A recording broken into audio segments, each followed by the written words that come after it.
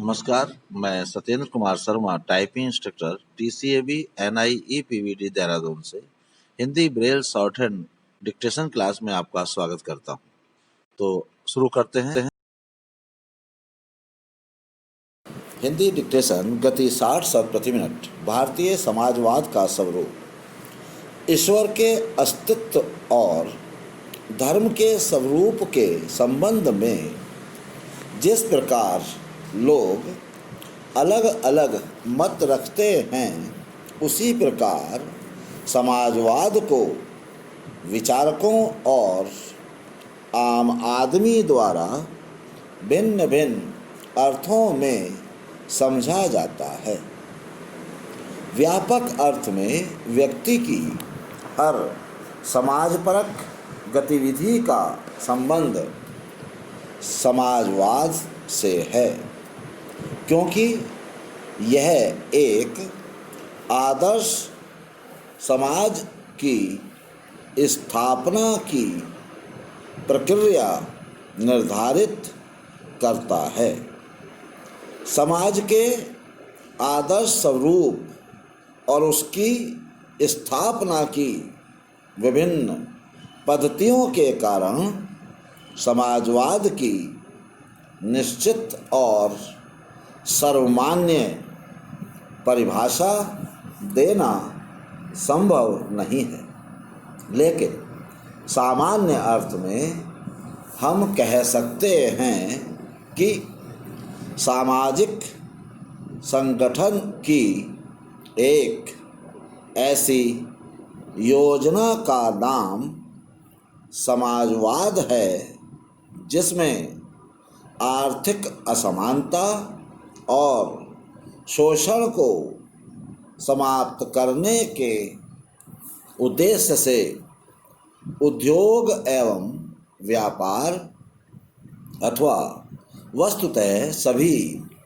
आर्थिक कार्यकलापों के प्रबंध पर राज्य नियंत्रण स्थापित करता है, जिससे गला काट प्रतिस्पर्धा की समाप्ति हो तथा साधनों का न्याय संगत वितरण हो और व्यक्ति को अपना विकास करने के लिए समान अवसर मिले। वस्तुतः समाजवाद हर प्रकार के सामाजिक अन्याय का प्रतिवाद करता है। यह न्याय और समानता पर आधारित सामाजिक ढांचे की कल्पना करता है, जिसमें एक व्यक्ति दूसरे व्यक्ति का शोषण कर सकने में असमर्थ हो। एक आदर्श समाज वह होता है जहाँ समाज का प्रत्येक सदस्य शारीरिक, भौतिक एवं आध्यात्मिक रूप से प्रसन्न और संतुष्ट हो। इसके लिए यह आवश्यक है कि हर व्यक्ति को अपनी प्रतिभा को विकसित करने और अपनी क्षमता के अनुसार पूर्ण रोजगार प्राप्त करने का समान अवसर मिले। समाज का एक सदस्य या वर्ग दूसरे के ऊपर हावी होने की स्थिति में ना हो। साधनों के विदोहन और राष्ट्रीय संपत्ति के उपभोग में सबकी हिस्सेदारी हो।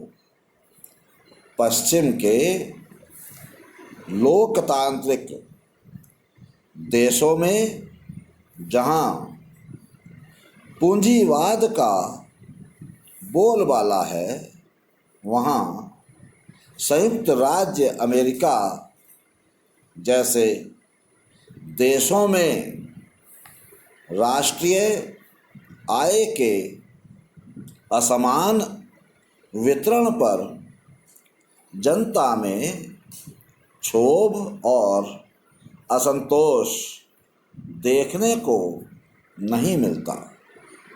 इसका कारण यह है कि उन देशों ने सामंतवादी विशेषाधिकारों की समाप्ति कर अपने नागरिकों को अवसर की समानता प्रदान की है।